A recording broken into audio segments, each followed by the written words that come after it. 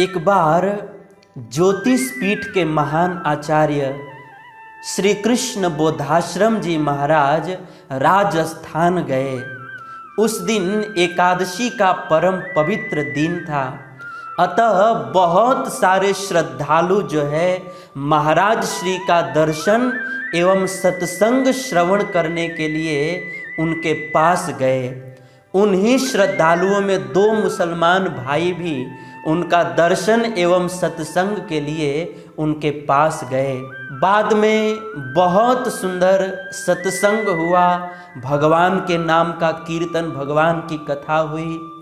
उसके बाद जो है महाराज जी अपने निज हाथों से आए हुए श्रद्धालुओं को फल वितरण करने लगे और फल वितरण करते करते उन दोनों मुसलमानों को भी फल देने के लिए गए। उस समय दोनों मुसलमान हाथ जोड़ करके बोले, महाराज क्षमा करें, आज हम फल नहीं ले सकते। महाराज जी ने पूछा, क्यों नहीं ले सकते? उन दोनों मुसलमानों ने कहा, क्योंकि महाराज आज एकादशी है और एकादशी के दिन हम फल तो क्या जल भी नहीं ग्रहण करते हैं, हम निर्जल एकादशी व्रत का पालन करते हैं।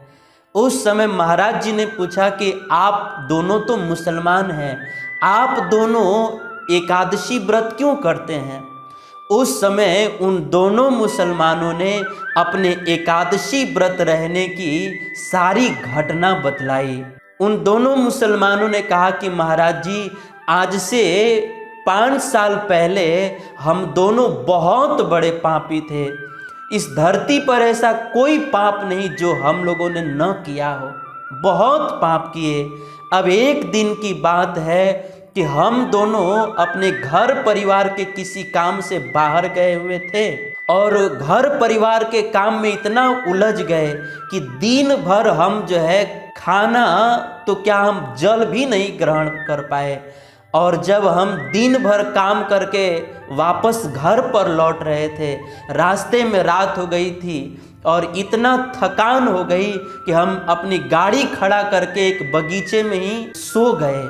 और जैसे ही सोए उसी समय हम दोनों की मृत्यु हो गई।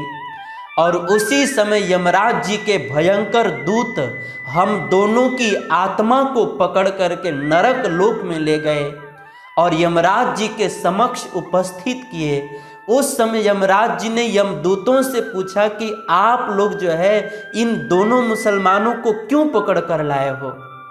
यमदूतों ने कहा, महाराज जी, इन दोनों ने बहुत पाप किया है।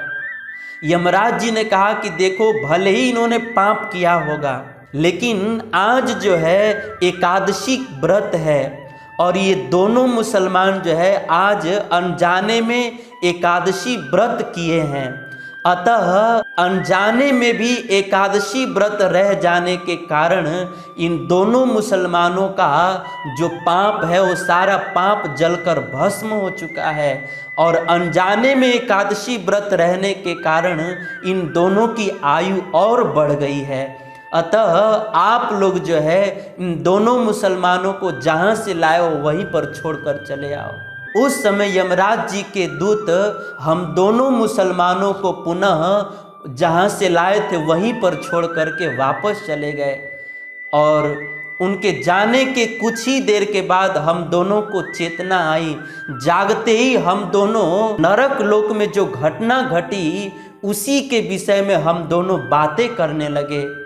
और जब हम दोनों ने अनजाने में भी एकादशी व्रत रहने की महिमा को प्रत्यक्ष आंखों से देखा कि हम सब लोग नरक की यातना से बच गए और हमारे जीवन में जितने पाप थे सारे जलकर भस्म हो गए।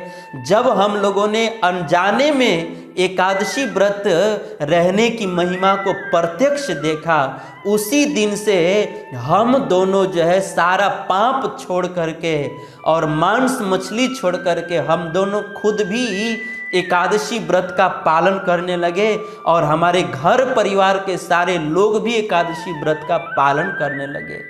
उसी दिन से हम सब लोग एकादशी व्रत का निर्जल पालन करते हैं। एकादशी के दिन हम जल भी नहीं ग्रहण करते हैं। तो इस तरह से जब उन दोनों मुसलमानों ने महाराज जी को अपने एकादशी व्रत रहने की महिमा को, घटना को बताया, उस समय इस अनजाने में एकादशी व्रत रहने की महिमा को श्रवण करके वहाँ के जितने भी लोग थे सब आश्चर्यचकित हो गए और उसी दिन से सब लोग एकादशी व्रत का पालन करने लगे। ये बिल्कुल इस कलयुग की आज से लगभग 23 साल पहले की घटना है। ये घटना जो है गीता प्रेस के एक पुस्तक में छपा हुआ है। स्वयं भाई श्री हनुमान प्रसाद पोद्दार जी ने इसको छापा है। ये बिल्कुल सत्य घटना है।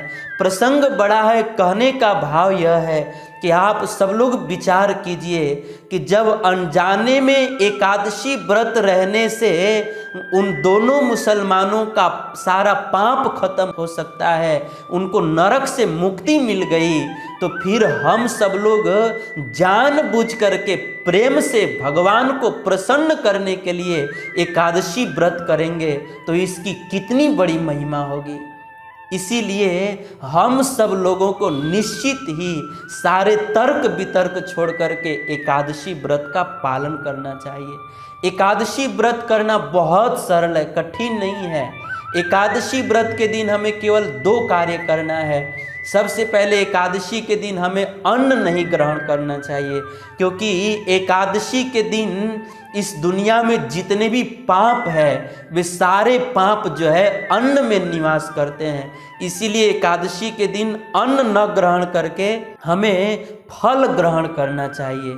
और दूसरा कार्य यह है कि हमें एकादशी के दिन ज़्यादा से ज़्यादा भगवान के नाम का जप करना चाहिए। अगर हम ये 2 कार्य करते हैं तो हमें भी जो है बहुत बड़े महान पुण्य की प्राप्ति होगी, हमें धन धान्य की प्राप्ति होगी, हमें सुख संपत्ति की प्राप्ति होगी और जीवन के अंत समय में हमें नित्य शाश्वत भगवान के वैकुंठ धाम की प्राप्ति होगी। इसीलिए सबको इस एकादशी व्रत का पालन करना चाहिए। हरे कृष्णा।